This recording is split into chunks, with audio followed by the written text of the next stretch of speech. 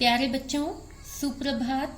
मैं मनदीप शर्मा, आपकी हिंदी की अध्यापिका, आज पुनः आपके सामने उपस्थित हुई हूँ। प्यारे बच्चों, आज हम भाषा अभ्यास पाठ्य पुस्तक के पाठ 4 चींटी ने पाठ पढ़ाया से संबंधित प्रश्न को करेंगे।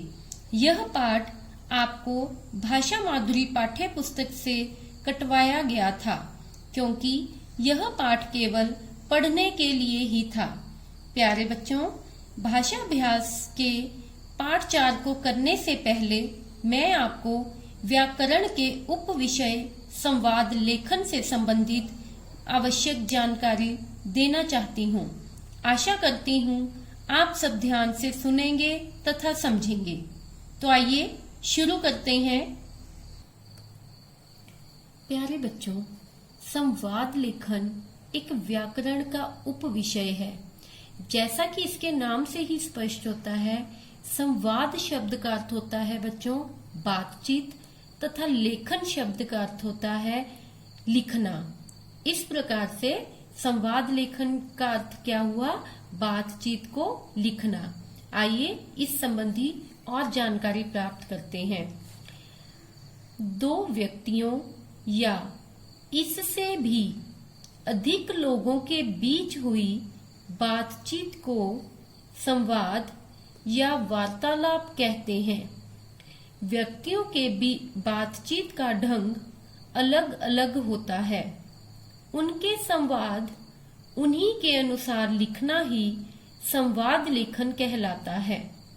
प्यारे बच्चों, इसे पढ़कर हमें यह जानकारी मिली कि जब दो या दो से अधिक व्यक्ति आपस में बातचीत कर रहे हों तो उस बातचीत को ही संवाद या वार्तालाप कहा जाता है। और आप सब जानते ही हैं कि हर व्यक्ति का बातचीत करने का ढंग भी अलग अलग होता है।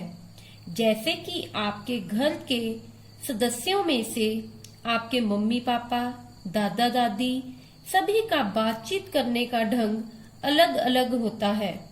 और जब हम दो या दो से ज्यादा व्यक्तियों में हुई बातचीत को लिखकर प्रकट करते हैं तो उसे ही संवाद लेखन कहा जाता है। प्यारे बच्चों, संवाद लेखन के लिए कुछ बातें ध्यान रखने योग्य हैं। आइए अब उनके बारे में जानकारी प्राप्त करते हैं। संवाद लेखन के लिए ध्यान रखने योग्य बातें। नंबर 1, संवाद छोटे एवं स्पष्ट होने चाहिए। प्यारे बच्चों, संवाद लिखते समय इस बात का ध्यान रखना चाहिए कि संवाद ज्यादा बड़े नहीं होने चाहिए और वे बिल्कुल स्पष्ट होने चाहिए। बच्चों, स्पष्ट का अर्थ होता है कि संवाद के माध्यम से हम जिस बात को समझाना चाहते हैं वह अच्छे से समझ में आ जाए। अगला है कि भाषा सरल होनी चाहिए। प्यारे बच्चों, सरल शब्द का अर्थ होता है आसान, अर्थात संवाद की भाषा ऐसी होनी चाहिए जो आसानी से समझ में आ सके। अगला है कि विराम चिन्हों का उचित प्रयोग होना चाहिए। प्यारे बच्चों, संवाद लिखते समय हमें विराम चिन्हों जैसे कि अल्प विराम, पूर्ण विराम, उद्धरण चिन्ह, प्रश्नवाचक चिन्ह आदि का भी उचित स्थान पर प्रयोग करना चाहिए। संवाद विषय से संबंधित होने चाहिए, अर्थात संवाद लिखते समय विषय का खास तौर पर ध्यान रखना होता है। हमें विषय से बिना भटके बातों को विषय के अनुसार ही लिखना चाहिए। तो प्यारे बच्चों, यह थी संवाद लेखन से संबंधित कुछ महत्वपूर्ण बातें। अब हम आपकी भाषा अभ्यास पाठ्य पुस्तक के पाठ 4 चींटी ने पाठ पढ़ाया के प्रश्न को करेंगे, जो संवाद लेखन से ही संबंधित है। आइए अब हम इस प्रश्न को करते हैं। इस प्रश्न में कहा गया है कि मान लीजिए चींटी और हाथी बहुत अच्छे दोस्त हैं, लेकिन वे एक दूसरे से बहुत दिनों बाद मिले हैं, तो क्या बात करेंगे? संवाद लिखिए। प्यारे बच्चों, चींटी और हाथी की बातचीत से संबंधित मैंने यहाँ एक संवाद लिखा है। आप भी आज जो आपने संवाद लेखन से संबंधित जानकारी प्राप्त की है, उसके आधार पर अपनी इच्छा अनुसार कोई और संवाद भी लिख सकते हैं। जो मैंने लिखा है, आइए उसे पढ़ लेते हैं।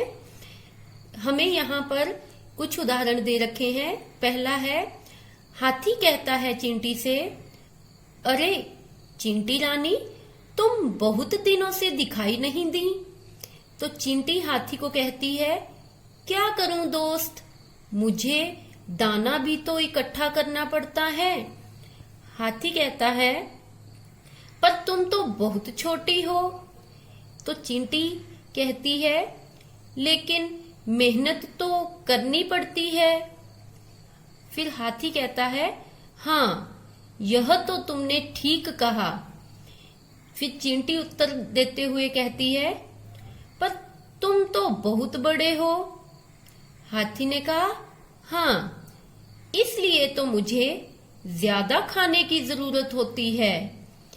चींटी कहती है, तब तो तुम्हें मेहनत भी ज्यादा करनी पड़ती होगी। हाथी कहता है, हाँ पर मेहनत का फल मीठा होता है। चींटी कहती है, ठीक कहा दोस्त। प्यारे बच्चों, आप मेरे द्वारा लिखे गए संवाद को भी लिख सकते हैं, या आप अपनी इच्छा अनुसार कोई और संवाद भी बना सकते हैं। आपने इस कार्य को पेंसिल के द्वारा सुंदर लिखावट में अपनी भाषा अभ्यास की पाठ्य पुस्तक में लिखना है। धन्यवाद।